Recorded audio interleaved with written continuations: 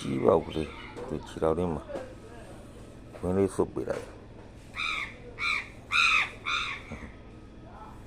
စပုတ်ကောင်ခေါင်းကြီးပဲ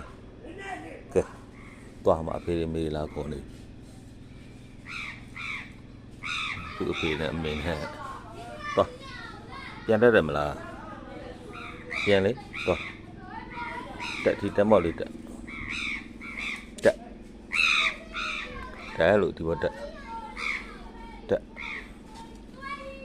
အချီတော့ငါလက်ကိုမစိတ်ထားနဲ့မကုတ်ထားနဲ့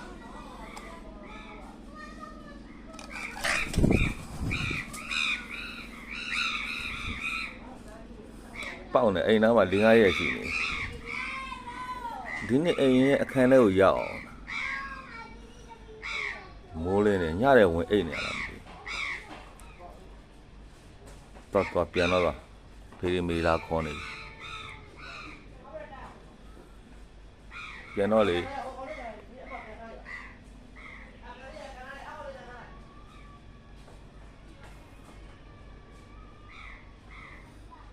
ပြန်တော့